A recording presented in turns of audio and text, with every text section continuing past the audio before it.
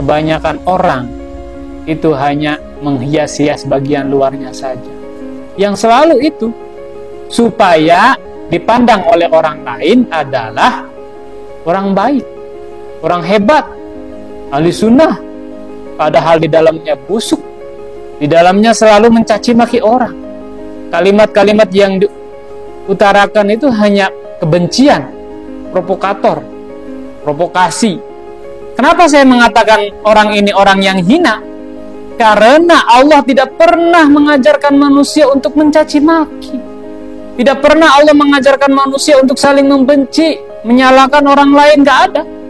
Kalimat pertama aja dari Bismillah, Allah Maha Pengasih dan Maha Penyayang. Allah mengajarkan cinta kasih.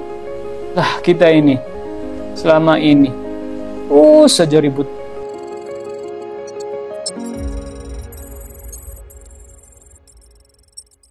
Ketika kita mengkaji kitab-kitab yang berkaitan dengan ilmu tasawuf, banyak sekali orang-orang yang justru menjadi salah paham. Banyak sekali orang-orang yang justru menghinakan orang yang sedang belajar tasawuf. Bukan hanya menghinakan, kadang-kadang mencaci maki dan juga menyesatkan. Katanya tasawuf syubhat, bid'ah, gak diajarkan oleh Kanjeng Nabi Muhammad SAW. Ya memang ilmu tasawuf, saya tegaskan di sini, memang ilmu tasawuf gak diajarkan oleh Kanjeng Nabi. Enggak. Karena pada zaman itu belum ada dikotomi ilmu. Belum ada pembagian ilmu. Memang di zaman Nabi ada ilmu nahwu, ilmu sorot, ilmu fikih, mazhab ada. Enggak ada. Termasuk ilmu tasawuf belum ada di zaman Nabi. Jadi kalau ada orang ngomong tasawuf sesat bid'ah, enggak diajar Kanjeng Nabi, salah besar itu. Yang dinamakannya ilmu tasawuf atau dinamainya ilmu tasawuf memang belum ada di zaman Nabi. Tetapi perilaku Kanjeng Nabi inilah yang menjadi sumber atau menjadi patokan bahwa ini namanya ilmu tasawuf. Apa itu ilmu tasawuf? Yaitu belajar untuk memperbaiki batin kita, memperbaiki diri kita. Seperti yang kita ketahui, diri kita ini manusia kan punya bagian zahir, punya bagian batin, punya bagian luar, punya bagian dalam. Nah, kebanyakan orang itu hanya menghias-hias bagian luarnya saja, supaya kelihatan baik di hadapan orang, supaya kelihatan keren, ya, dipuja-puja sebagai ahli ibadah, ahli sunnah, ya. Yang selalu itu supaya dipandang oleh orang lain adalah orang baik, orang hebat, ahli sunnah, padahal di dalamnya busuk, di dalamnya selalu mencaci maki orang. Kalimat-kalimat yang diutarakan itu hanya kebencian, provokator, provokasi.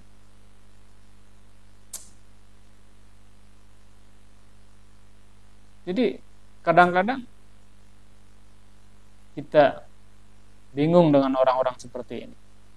Sibuk memperbaiki bagian luar, menghias bagian luar, mempercantik casing, tapi dalamnya dibiarkan busuk. Kira-kira kita kalau dikasih buah, dikasih mangga, dalamnya kelihatan cantik, menggoda, merah merona, matang, harum, tapi dalamnya ulat mulu, busuk, mau nggak? Nggak mau. Lah, kita kan sekarang tertipu. Jadi yang selama ini kita lakukan adalah bagaimana terlihat hebat, bagaimana terlihat baik di hadapan orang, tetapi di hadapan Allah dia itu adalah orang yang sangat hina. Kenapa saya mengatakan orang ini orang yang hina? Karena Allah tidak pernah mengajarkan manusia untuk mencaci maki. Tidak pernah Allah mengajarkan manusia untuk saling membenci, menyalahkan orang lain, gak ada. Bismillahirrahmanirrahim. Kalimat pertama aja dari bismillah, Allah Maha Pengasih dan Maha Penyayang. Allah mengajarkan cinta kasih. Lah kita ini selama ini terus saja ribut. Ini sebentar lagi saya akan bikin video untuk Harry Pras. Sebenarnya saya malas untuk bikin video, tapi ini kewajiban bagi saya untuk menyangkal akan ucapan-ucapan dia yang salah. Mana ada Buya Sakur ngomong sholat nggak wajib, nggak pernah. Harry Pras ini saya katakan dia ini nggak ngerti agama sebenarnya. Seperti yang Buya Sakur bilang, anak SD seperti anak SD yang ngedebat Gus Dur. Tapi zaman sekarang laku. Anak SD yang pinter ngomong tuh kan, SD kan pinter ngomong, ya kan? Ini ngedebat Buya Sakur, nyalah-nyalahin Gus Dur, Habib Lutfi, semuanya disalahin. Kita anggap aja dia ini anak SD. Anak SD yang baru belajar ngomong. Kalau orang tua mah diem. Capek ngurusin hal kayak gitu. Biarin aja. Baceos kalau bahasa Sundanya. Bacot. Bacot mah bahasa Indonesia meren. Ngomong aja, segala disalah-salahin. Wawasannya nol. Yang dia sampaikan tuh apa? Nggak ada manfaatnya untuk manusia. Kayak tanya apa namanya? Membantah kurufat apa? Kebencian semua itu di channelnya. Kebencian, caci maki, semuanya disalah-salahin. Ya, tapi meskipun begitu saya masih husnudzon, mudah-mudahan Allah Subhanahu wa taala memberikan hidayah kepada dia. Sadar hatinya. Janganlah begitu. Kalau memang cari viewer, silakan cari viewer. Berikan edukasi yang benar. Kalau memang tidak setuju, ini beberapa kali saya ucapkan, kalau memang tidak setuju dengan pendapat orang lain, katakan. Ya, sanggah pendapatnya, bukan orangnya. Ini saya terpaksa ngomong begini karena dia ini udah keterlaluan. Misalkan, bukan hanya Buya Sakur, Gus Dur, Habib Lutfi, bahkan Imam Syafi'i, Imam Maliki, siapapun boleh disangkal pendapatnya, silakan. Tapi pendapatnya bukan orangnya. Apalagi orangnya sudah meninggal. Kita ini kok kayak hidup nggak punya sopan santun ya. Kayak nggak pernah diajarkan orang tua tentang tata krama. Kita aja diajarkan sama orang tua kita. Kalau lewat di depan orang yang lebih tua, ngomongnya apa? Punten. Meskipun dalam rangka, misalkan contoh, kita memberikan teguran. Contoh, kita makan sama orang tua. Kemudian ternyata orang yang di samping kita itu ada sisa makanan di bibir. Ngomongnya apa kira-kira?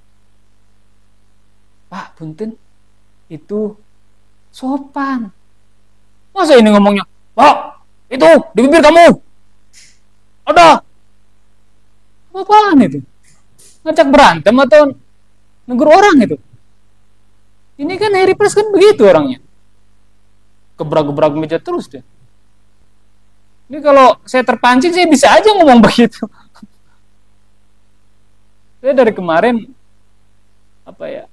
hati kecil saya ini, gatal pengen ngomong sebenarnya.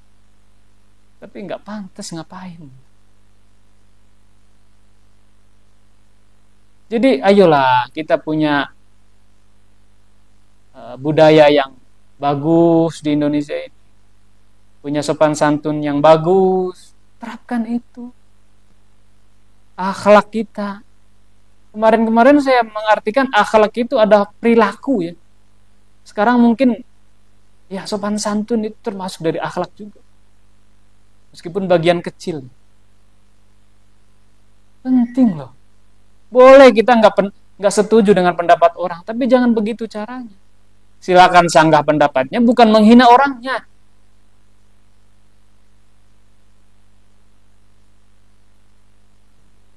Kadang-kadang ya Allah, saya dari kemarin apa ya, hati ini nggak bisa tenang.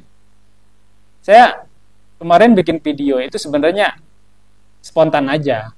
Kemudian banyak orang yang nonton dan banyak yang komentar. Nah, setiap komentar itu saya baca satu-satu. Takutnya ada yang benar. Kalau nggak benar saya hapus.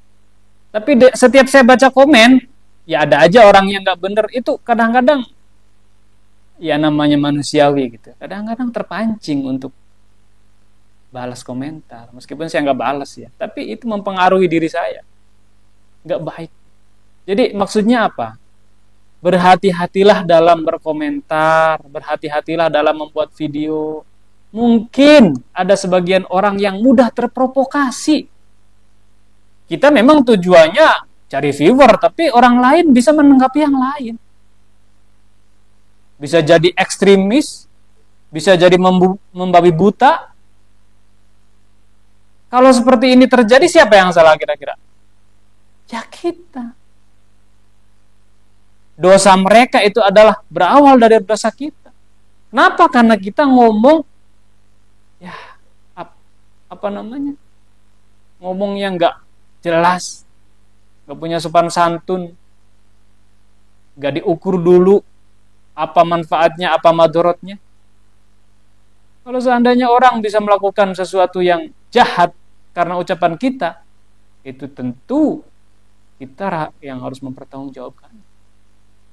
Makanya media sosial ini harus kita manfaatkan sebaik mungkin. Sebarkan kebaikan, bukan kebencian. Sebarkan ilmu, edukasi, bukan penyalah-nyalahan. Mengkafir-kafirkan, membid'ah-bid'ahkan. Kalau saya misalkan contoh nih, saya nggak sependapat dengan orang yang mengatakan misalkan ziarah kubur itu kata mereka tuh nggak boleh, nggak bener, penyembah kubur. Ya saya emang nggak perlu ngomongin siapa yang ngomong, saya nggak perlu membantah siapa yang ngomong. Kita hanya perlu membantah pendapatnya saja, itu saja. Itu boleh dan itu dilindungi dalam undang-undang. Kebebasan berpendapat, siapapun boleh berpendapat. Tapi setidaknya cara kita menyampaikan pendapat itu jangan sampai membuat orang terprovokasi, membuat orang jadi jahat. Kita ini kan lagi belajar untuk memperbaiki diri. Belajar untuk menjadi orang yang lebih baik dari kemarin. Semuanya sudah paham kok, semuanya sudah ngerti, apal. Al-muslimu man salimal muslim min lisanihi wayatihi. Orang muslim yang sejati itu adalah orang yang bisa menjaga lisannya, bisa menjaga tangannya untuk supaya tidak menyakiti orang lain. Lah ini sok lihat sekarang yang channel itu yang suka menghina-hinakan orang itu. Apakah itu cerminan dari orang muslim? Dia kalau bikin video auzubillahi minasyaitonirrajim bismillahirrahmanirrahim. Auzu apanya itu? Yang harus diaudhu itu dirimu sendiri itu.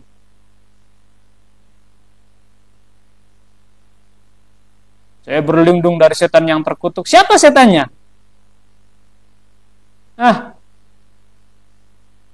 Kita kalau mau ngomong agak keras-keras, boleh-boleh aja. Emang setan di luar. Setan itu ada di dalam diri kita sendiri. Sudah nongkrong. Makanya harus hati-hati. Orang setan itu siap itu.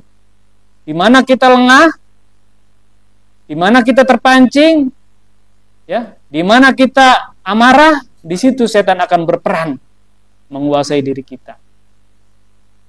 Jadi apa yang kita ucapkan meskipun auzubillah, auzubillah itu kalimatnya bukan kalimat dari Allah itu. Bukan kalimat dari hati, tapi kalimat dari nafsu kita. Kalimat dari setan-setan itu.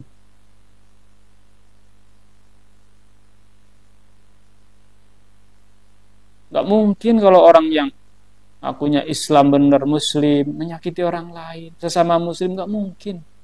Seburuk apapun, meskipun dia itu ahli zina, ahli mabuk, tetap kita doakan yang terbaik. Nah, kita ini di Indonesia emang mau dibikin jadi seperti negara di Timur Tengah sana yang perang saudara. Jangan-jangan mereka ini pasukan-pasukan Dajjal ini yang siap ya mencerai-berai umat Islam di Indonesia. Sebenarnya malas ngomong hal-hal kayak gini, tapi ya mudah-mudahan Allah Subhanahu wa taala mengampuni kita semua.